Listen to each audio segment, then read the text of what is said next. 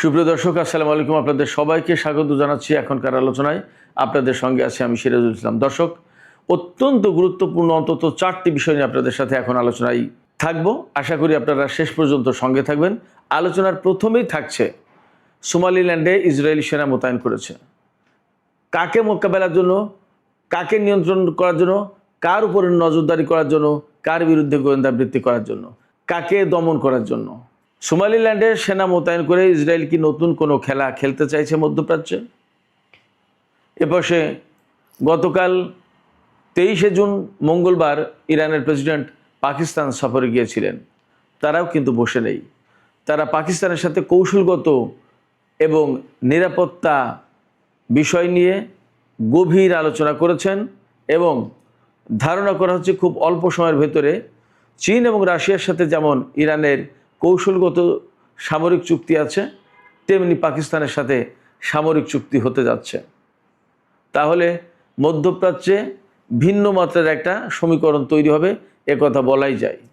এদিকে Donald Trump বারবার বলছেন হরমুজ প্রণালী কন্ট্রোল করতে পারবে না ইরান এবং সেখানে কোনো টোল থাকবে না। কিন্তু ইরান বলছে হরমুজ প্রণালী তাদের নিয়ন্ত্রণেই থাকবে এবং তারা এরই মধ্যে গতকাল 23শে জুন ওমানের সাথে এই বিষয়ে বিস্তারিত আলোচনা করেছেন এবং ওমান ও ইরান যৌথ বিবৃতি প্রকাশ করেছে তারা কিভাবে হরমুজ প্রণালী কন্ট্রোল করবে, কিভাবে হরমুজ প্রণালী থেকে টোল আদায় করবে, এই সমস্ত বিষয় নিয়ে বিস্তারিত আলোচনা হয়েছে। নীতিগতভাবে তারা একমত হয়েছেন। সেক্ষেত্রে অবশ্যই বলা যাচ্ছে মধ্যপ্রাচ্যের পরিস্থিতি আমেরিকার চাওয়া পাওয়ার বাইরেই অনেক কিছু চলে যাচ্ছে। সুপ্রিয় দর্শক, এই বিষয়গুলো নিয়ে আলোচনা করব। এর পাশাপাশি আরেকটা বিষয় থাকবে, ইরানের ভেতরে যে F-15 যুদ্ধবিমান বিধ্বস্ত হয়েছিল তার উদ্ধার করা পাইলট তিনি নাকি জানিয়েছেন যে তার বিমান যখন ভূপাতিত হয়েছিল তার আগে তিনি তার সামনে অনেকগুলো জেলিফিশের মতো ইরানি ড্রোন দেখেছিলেন। তারপরে আর কি হয়েছে তিনি বাদবাকি জানেন না। যা হোক, আশা করি এই আলোচনাগুলো আপনাদের ভালো লাগবে। আর যদি ভালো লাগে ভিডিও তাহলে লাইক, কমেন্ট, শেয়ার করবেন এবং চ্যানেলটি সাবস্ক্রাইব করে সাথেই থাকবেন। দর্শক, চলুন বিস্তারিত আলোচনায় চলে যাই। আপনাদের নিশ্চয়ই মনে আছে আমি বেশ কিছুদিন আগে সোমালিল্যান্ডের বিষয়ে একটা আলাদা ভিডিও করেছিলাম। সেই ভিডিওতে বলেছিলাম কিভাবে সোমালিল্যান্ডকে ইসরায়েল স্বীকৃতি দিয়েছে, সোমালিল্যান্ডকে নিজের আওতার ভিতরে নিয়ে, নিজের নিয়ন্ত্রণের ভিতরে নিয়ে নিচ্ছে এবং সোমালিল্যান্ড নিয়ে তার কী কী পরিকল্পনা বিস্তারিত আলোচনা করেছিলাম। সোমালিল্যান্ডের সাথে যুক্ত আছে ভারত, সংযুক্ত আরব আমিরাত, আমেরিকা, অনেক কিছু। টার্গেট কি তাও বলেছিলাম একদম বিস্তারিত। যে ভিডিওতে সোমালিল্যান্ড নিয়ে আলোচনা করেছিলাম সেই ভিডিও লিঙ্ক আমি উপরে দিয়ে দিচ্ছি, আপনারা দেখে নিতে পারেন। আবার আজকের ভিডিওর ডেসক্রিপশনেও এই লিঙ্ক দিয়ে দেবো, আপনারা চাইলে সোমালিল্যান্ড নিয়ে কী আলোচনা হয়েছিল আপনারা দেখে নিতে পারেন। তো আমি আজকে যেটা বলি, সোমালিল্যান্ডে এরই মধ্যে খবর বেরিয়েছে ইসরায়েল সেনা মোতায়েন করেছে। কত সেনা? বলা হচ্ছে 50 জন সেনা মোতায়েন করেছে। কিন্তু বাস্তবতা আমি ব্যক্তিগতভাবে বলি, যদি বলা হয় 50 জন তাহলে অন্তত 500 জন। যদি বলা হয় 50 জন তাহলে সংখ্যা বেড়ে 5000 জনে চলে যেতে পারে। 50 জন দিয়ে কি করবে? আর তারা কি সীমান্ত চৌকি দিতে আসছে নাকি অ্যাডভাইজারি কোনো ডিউটিতে আসছে? বরং সোমালিল্যান্ডে কেন ইসরায়েল সেনা মোতায়েন করছে আমি সেই কথাটা ক্লিয়ারলি এখানে বলবো। আর কাদেরকে মোতায়েন করা হলো সেই কথাটা একটু আগে বলি। সোমালিল্যান্ডে মোতায়েন করা হয়েছে আফ্রিকান অরিজিন ইসরায়েলি সেনা, অর্থাৎ ইথিওপিয়া, নাইজার, এরকম বিভিন্ন দেশ থেকে যারা মাইগ্রেট করে ইসরায়েলে চলে যায় এবং ইহুদি হয়, গায়ের রং কালো, এদের যারা সেনাবাহিনীতে চাকরি নেয়, এই সমস্ত কালো বর্ণের যারা তাদেরকে এই সোমালিল্যান্ডে পাঠানো হচ্ছে। কারণ সোমালিল্যান্ডের লোকজনের গায়ের রং সব কালো, যাতে আলাদা করে কেউ না বুঝতে পারে যে এইটা ইসরায়েলি আর এইটা সোমালিল্যান্ডের। সোমালিল্যান্ডে যখন ইসরায়েলি সেনা মোতায়েন করছে, সোমালিল্যান্ডের সোকল্ড সরকারের অনুমোদন নিয়ে এই মোতায়েনটা হয়েছে।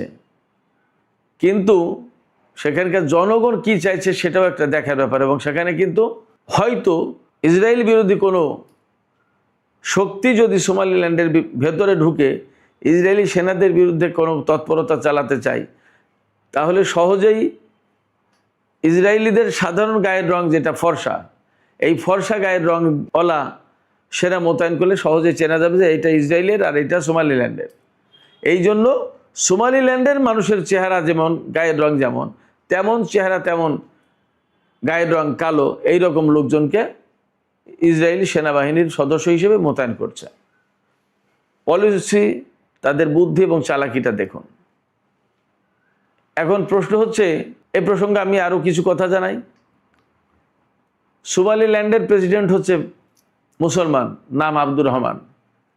এই 1-1.5 সপ্তাহ আগে তিনি ইসরায়েল সফর করে এসেছেন এবং সোমালিল্যান্ডকে স্বীকৃতি দেওয়া পৃথিবীর একমাত্র দেশ হচ্ছে ইসরায়েল। সোমালিল্যান্ড কোথা থেকে আসলো? আমরা সবাই জানি সোমালিয়া। সোমালিয়া একটা আফ্রিকার দেশ। এই আফ্রিকার একটা অংশ, একেবারে সোমালিয়া হচ্ছে ভারত মহাসাগরের উপকূল জুড়ে লম্বা একটা দেশ, একদম লোহিত সাগরের কোণা পর্যন্ত চলে এসেছে। বাবাল বান্দে প্রণালীর কোণা পর্যন্ত এই সোমালিয়ার ভূখণ্ড। সেখান থেকে বামে একটু শিংয়ের মতো লম্বা করে চলে গেল আরও পশ্চিম দিকে। এই যে লম্বা করে শিংয়ের মতো যে চলে গেল, এই অংশটাই হচ্ছে এখন সোমালিল্যান্ড। সোমালিয়া থেকে এটাকে বিচ্ছিন্ন করা হয়েছে। এখানকার জনসংখ্যা 63 লাখ, আয়তন 1,37,000 বর্গ কিলোমিটার। তো এই সোমালিল্যান্ডের অবস্থান কোথায়? একদম লোহিত সাগরের কুল ঘেঁষে। মূল টার্গেটটা কি? ইসরায়েল কেন তাকে স্বীকৃতি দিচ্ছে এবং অর্থ করি এত এত সুবিধা, তার সাথে এত ঘনিষ্ঠ সম্পর্ক কেন করছে? মূল টার্গেট হচ্ছে ইসরায়েল সেই জর্ডানের ওপাশে মিশরের কাছে অনেক দূর, সেখান থেকে এই বাবাল মান্দেব প্রণালী, ভারত মহাসাগর, ইরান, ইয়েমেন, এই দিকটা কন্ট্রোল করা কঠিন। আপনারা সবাই জানেন গাজা এবং লেবানন যুদ্ধের সময় কিন্তু ইয়েমেনের যোদ্ধারা ইসরায়েলের বিরুদ্ধে ব্যাপকভাবে লড়াই করেছে, অনেক গুরুত্বপূর্ণ ভূমিকা পালন করেছে। সেই ইয়েমেনের বিরুদ্ধে যদি ইসরায়েলকে কার্যকর ব্যবস্থা নিতে হয়, তাহলে এই সোমালিল্যান্ডে যদি তাদের অবস্থান থাকে সহজ। সোমালিল্যান্ডের অপোজিটেই আপনার ইয়েমেন। লোহিত সাগরের দক্ষিণ পাড়ে হচ্ছে সোমালিল্যান্ড, লোহিত সাগরের উত্তর পাড়ে হচ্ছে ইয়েমেন। তো এই বাবাল মান্দেব প্রণালী, ভারত মহাসাগর, লোহিত সাগর, এগুলো খুবই গুরুত্বপূর্ণ মধ্যপ্রাচ্যের যে ভূ রাজনীতি এবং চলমান সংঘাত তাতে। হরমুজ প্রণালী যেমন বন্ধ করে দিলে বিশ্বের তেল প্রবাহ বন্ধ হয়ে যায়, বিশ্বের গুরুত্বপূর্ণ বাণিজ্য বন্ধ হয়ে যায়, তেমনি বাবাল মান্দেব প্রণালী বন্ধ করে দিলে ভারত মহাসাগরে আসা, সুয়েজ খাল থেকে লোহিত সাগরে ভারত মহাসাগরে আসা খুব কঠিন। আবার ভারত মহাসাগর থেকে বাবাল মান্দেব প্রণালী হয়ে লোহিত সাগর হয়ে সুয়েজ খাল দিয়ে আটলান্টিক মহাসাগরে যাওয়া কঠিন। তার মানে বাবাল মান্দেব প্রণালী হরমুজ প্রণালীর মতোই আর একটা গুরুত্বপূর্ণ প্রণালী। এই প্রণালীর গুরুত্বপূর্ণ কন্ট্রোল হচ্ছে আপনার ইয়েমেনের হুতিদের হাতে। হরমুজ প্রণালী ইরানের হাতে, বাবাল মান্দেব প্রণালী হুতিদের হাতে, কার্যত দুটো ইরানের কন্ট্রোলে। এই জায়গা থেকে বাবাল মান্দেব প্রণালীকে, লোহিত সাগরকে মুক্ত রাখার জন্য ইসরায়েল সোমালিল্যান্ডের সেনা মোতায়েন করলো। মূল টার্গেট হচ্ছে এটা। এছাড়া ইরানের সাথে যে সংঘর্ষ, সেই সময় কিন্তু সোমালিল্যান্ডের বিমান ঘাঁটি, সেনা ঘাঁটি ব্যবহার করেছে ইসরায়েল। খবরগুলো খুব তখন ফ্ল্যাশ হয়নি, আমি এ প্রসঙ্গেও একটা ভিডিওতে কথা বলেছিলাম। সেই সোমালিল্যান্ডে এখন আনুষ্ঠানিকভাবে বা সরকারিভাবে অনুমোদন নিয়ে সেনা মোতায়েন করছে ইসরায়েল। টার্গেট ইয়েমেনের হুতি এবং ইরান। তার মানে মধ্যপ্রাচ্যে আবার নতুন এবং চূড়ান্ত একটা খেলায় লিপ্ত হতে যাচ্ছে ইসরায়েল। মোটামুটিভাবে তাদের আচার আচরণ, কর্মকাণ্ড, ভাবসাব দেখে মোটামুটি পরিষ্কার বোঝা যাচ্ছে। এই জায়গায় ইরান কি করবে, মধ্যপ্রাচ্যের যে সমস্ত দেশ ইসরায়েল বিরোধী তারা কি করবে, সেটা কিন্তু একটা গুরুত্বপূর্ণ এবং বড় প্রশ্ন। এই প্রেক্ষাপটে আমি গতকাল 23শে জুন মঙ্গলবার ইরানের প্রেসিডেন্ট পাকিস্তান সফর করেছেন, সেই প্রসঙ্গ আলোচনা করি। ইরানের প্রেসিডেন্ট মাসুদ পেজেশকিয়ান পাকিস্তান সফরে গেছেন, গতকাল একদিনের সফর করেছেন এবং তিনি সেখানে কতটা গুরুত্বপূর্ণ অতিথি হিসেবে সম্মান অভ্যর্থনা পেয়েছেন সেটা আমরা গণমাধ্যমের কল্যাণে কম বেশি দেখেছি। এই সফরে গিয়ে তিনি পাকিস্তানের প্রেসিডেন্ট, প্রধানমন্ত্রী থেকে শুরু করে সেনেটের চেয়ারম্যান, জাতীয় সংসদের স্পিকার, পররাষ্ট্রমন্ত্রী সবার সাথে এবং সেনা প্রধানের সাথে আলাদা বৈঠক করেছেন। এবং সেখানে মূলত পাকিস্তানের সাথে ইরানের কৌশলগত এবং নিরাপত্তা বিষয়ক গুরুত্বপূর্ণ আলোচনা হয়েছে। নিরাপত্তা এবং কৌশলগত সম্পর্ক প্রতিষ্ঠার ব্যাপারে আলোচনা হয়েছে। আমি এখানে আবারও বলি, এই আলোচনাটা বেসিক্যালি হয়েছে চীনের সাথে এবং রাশিয়ার সাথে ইরানের যেমন কৌশলগত চুক্তি আছে, সম্পর্ক আছে, এইরকম একটা সম্পর্ক পাকিস্তানের সাথেও হবে ইরানের বর্তমান প্রেক্ষাপটে, সেই রকম একটা আলোচনা এবং তৎপরতা চলছে। এই তৎপরতা কেন? আমরা সবাই জেনেছি ইসরায়েল কিন্তু পাকিস্তানকে টার্গেট করে রেখেছে, আবার তুরস্কের সাথেও কিন্তু তার একটা টানাপোড়েন ইদানিং যাচ্ছে। তুরস্কের ব্যাপারটা বাদ দিলেও পাকিস্তানকে কিন্তু দুই চোখে দেখতে পারে না ইসরায়েল। তারা জানে পাকিস্তান তাদের গুরুত্বপূর্ণ বড় শত্রু। সৌদি আরব, সংযুক্ত আরব আমিরাতকে শত্রু মনে না করলেও পাকিস্তানকে কিন্তু ইসরায়েল শত্রু মনে করে, যেমনটি শত্রু মনে করে ইরানকে। এইরকম একটা জায়গা থেকে যখন ইসরায়েল পাকিস্তান বিরোধী অবস্থান করছে, জোট গঠন করছে ভারত, আমেরিকা, সংযুক্ত আরব আমিরাত এদের সাথে মিলে, তখন ইরান এবং পাকিস্তান কিন্তু একটা জোট হতে যাচ্ছে এবং মূল টার্গেট ইসরায়েল। মধ্যপ্রাচ্যে যাতে ইসরায়েলের যে আকাঙ্ক্ষা, প্রত্যাশা আছে গ্রেটার ইসরায়েল প্রতিষ্ঠা করা, পুরো মধ্যপ্রাচ্যের কন্ট্রোলটা তাদের হাতে নেওয়া, এইটা যদি ঠেকাতে হয় তাহলে পাকিস্তান এবং ইরানের যদি একটা কৌশলগত চুক্তি থাকে, সম্পর্ক থাকে, তাহলে এটা সহজেই ঠেকানো সম্ভব। এই জায়গা থেকে পাকিস্তান এবং ইরান কিন্তু আলোচনা করছে বলে আমরা আশা করতে পারি, ধারণা করতে পারি। এই জায়গায় কাতারের সাথে, সৌদি আরবের সাথে পাকিস্তান এবং ইরানের সম্পর্কটা কীরকম হবে সেটা একটা গুরুত্বপূর্ণ ব্যাপার। আমার বিশ্বাস যা পরিস্থিতি, যেভাবে যা তৎপরতা চলছে, তাতে খুব দ্রুতই আঞ্চলিক একটা আলাদা জোট গঠন করবে।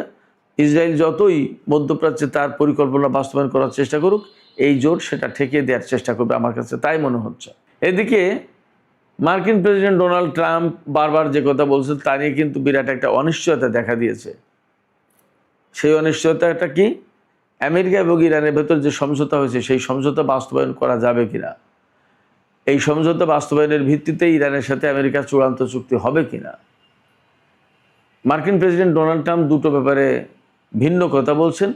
ইরান যা বলছেন তার সাথে মিলছে না। ডোনাল্ড ট্রাম্প বলছেন যে ইরানের পরমাণু কর্মসূচি পরিদর্শন করার জন্য ইরান আন্তর্জাতিক পর্যবেক্ষকদের ইরানে ঢুকতে দেওয়ার ব্যাপারে রাজি হয়েছে। ইরান বলছে এই নিয়ে কোনো আলোচনাই হয়নি। এটা গেল একটা দিক। আর একটা দিক হচ্ছে হরমুজ প্রণালী। ইরান বলছে যে এই 60 দিন পরে ইরান কন্ট্রোল করবে এবং সেখান থেকে একটা ফি নেবে। আমেরিকা বলছে কোনো ফি থাকবে না, যদি টোল নিতে হয় তাহলে আমেরিকা নেবে। যাই হোক, তো অথচ গতকাল ইরানের প্রতিনিধি দল, স্পিকার বাকের কলিবাব এবং পররাষ্ট্রমন্ত্রী আব্বাস আরাকচি সহ বেশ কিছু কর্মকর্তা, ইরানি কর্মকর্তা ওমান সফর করেছেন এবং ওমানের সুলতানের সাথে, ওমানের পররাষ্ট্রমন্ত্রীর সাথে তাদের বৈঠক হয়েছে। বৈঠকের পর যৌথ বিবৃতি দেওয়া হয়েছে। বিবৃতিতে এই হরমুজ প্রণালী কীভাবে কন্ট্রোল করবে, কীভাবে কী করা হবে না হবে, এই সম্পর্কে বেশ কিছু বিষয়, তথ্য তুলে ধরা হয়েছে যৌথ বিবৃতিতে, সংবাদ সম্মেলনে। সেখানে বলা হয়েছে যে ইরান এবং ওমান এই হরমুজ প্রণালী কন্ট্রোল করবে। এই কন্ট্রোল করার ক্ষেত্রে কি কি করবে এই ব্যাপারে তাদের ভিতরে আলোচনা হয়েছে এবং তারা একমত হয়েছে অনেক কিছুতে। কেমন? তাহলে ডোনাল্ড ট্রাম্প বলছে যে এটা কন্ট্রোল ইরানে থাকবে না, একদম আগের মতো মুক্ত থাকবে, আর ইরান ওমান বলছে যে না, তারা কন্ট্রোল করবে। তাহলে তো দুই পক্ষের কথা দুই রকম হলো। আসলে বাস্তবতা কি? এবং এই ঘটনায় কি দুই পক্ষের ভেতরে আবার ফাটল ধরবে এবং চুক্তি এবং সমঝোতা কি ভেঙে যাবে? এই প্রশ্ন কিন্তু আসছে। সুপ্রিয় দর্শক, শেষ পর্যায়ে একটা গুরুত্বপূর্ণ বিষয় নিয়ে আলোচনা করি, বেশ ইন্টারেস্টিং বটে। আমরা সবাই জানি এই যে গত 40 দিনে যে যুদ্ধটা হয়ে গেল, এই যুদ্ধের সময় ইরানের ভেতরে, ইরানের খুজেস্তান প্রদেশে একটা মার্কিন F-15 যুদ্ধবিমান বিধ্বস্ত হয়েছিল। এই যুদ্ধবিমানের পাইলটকে উদ্ধারের নামে অনেক ঘটনা ঘটেছে। ওই যুদ্ধবিমানে একজন পাইলট এবং একজন গানম্যান ছিল। গানম্যান মানে ওয়েপন অফিসার। তো পাইলটকে উদ্ধার করা হয়েছে বলছে, আমেরিকা দাবি করছে, আসলে তাকে কোনোদিন এই পর্যন্ত দেখায়নি, কোনো কিছু না। এখন খবর এসেছে যে সেই পাইলট নাকি বলেছেন যে বিমান বিধ্বস্ত হওয়ার আগে তিনি জেলিফিশের মতো ড্রোন দেখেছিলেন। ইরান যে ড্রোন পাঠিয়েছে সেই ড্রোন জেলিফিশের মতো এরকম করতে করতে করতে করতে আসে। সেই ড্রোন পাইলট বলছেন যে একটা বড় ড্রোন দেখছি, তার সাথে তার নিচে অনেকগুলো ড্রোন, ছোট ছোট ড্রোন ঝুলেছিল এবং পায়ের মধ্যে দেখা যাচ্ছিল, মনে হচ্ছিল জেলি ফিশের পা। যাই হোক, এই ঘটনায় মার্কিন গোয়েন্দারা অবাক হয়ে যাচ্ছেন, বিস্মিত হচ্ছেন। তারা বলছেন যে জেলি ফিশের মতো ড্রোন কিভাবে সম্ভব, এটা কি দেখলো আমাদের এই পাইলট? নাকি তিনি যুদ্ধ পরিস্থিতিতে বিপদে পড়ে আসলে উল্টাপাল্টা কিছু দেখেছে, ভুল বলছে? এখন একটা কল্পিত কোনো চিত্র, ছবি তিনি বর্ণনা করছেন কিনা। আবার গোয়েন্দারা বলছেন এটাও যে এই রকম যদি কোনো ড্রোনের কথা থেকে থাকে, তাহলে আমাদের কাছে তো এইরকম কোনো খবর নেই। ইরানের হাতে কি কি ড্রোন আছে এর খোঁজ খবর তো আমাদের কম বেশি সব আছে, কিন্তু এই রকম নতুন কোনো ড্রোনের খবর তো আমাদের কাছে নেই, তথ্য নেই। তাহলে কি ইরান নতুন কোনো প্রযুক্তি ওই সময় টেস্ট করলো? এই প্রশ্ন আসছে। আসলে কি হয়েছে হয়তো আরও কিছুদিন পরে জানা যাবে। হয়তো ইরানের পক্ষ থেকে এ নিয়ে কোনো বক্তব্য দেওয়া হবে, অথবা ওই পাইলট অথবা আমেরিকার গোয়েন্দারা আরও কিছু বলবেন। আমরা সে পর্যন্ত অপেক্ষা করি। তবে একথা ঠিক যে ড্রোন শিল্পে পৃথিবীতে ইরান যে কতটা এগিয়েছে তা আমরা কম বেশি বুঝতে পারছি।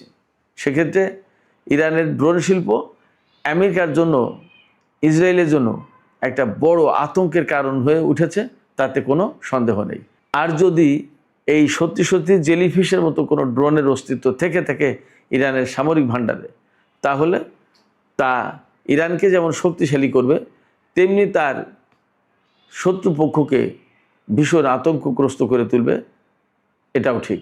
সুপ্রিয় দর্শক, এখনকার আলোচনা শেষ করতে চাই এখানেই। যাওয়ার আগে আমি আপনাদের কাছে প্রশ্ন করতে চাই সোমালিল্যান্ড সম্পর্কে। এই যে একটা মুসলিম ভূখণ্ড, সেখানে ইসরায়েলি সেনা মোতায়েন করলো এবং মূলত ইয়েমেন আর ইরানের মতো দেশকে তারা ইয়েমেন আর ইরানের মতো দেশকে তারা মোকাবেলা করতে চায়। এই মুসলিম ভূখণ্ড ব্যবহার করে ইসরায়েল যে তৎপরতা চালাচ্ছে, আপনারা বিষয়টিকে কিভাবে দেখছেন? আপনাদের মতামত কমেন্টে জানাতে পারেন। আর ভিডিও ভালো লাগলে লাইক, কমেন্ট, শেয়ার করবেন এবং চ্যানেলটি সাবস্ক্রাইব করে সাথেই থাকবেন। দর্শক, এখনকার আলোচনা এখানেই শেষ করছি। আপনারা সবাই ভালো থাকুন। আল্লাহ হাফেজ।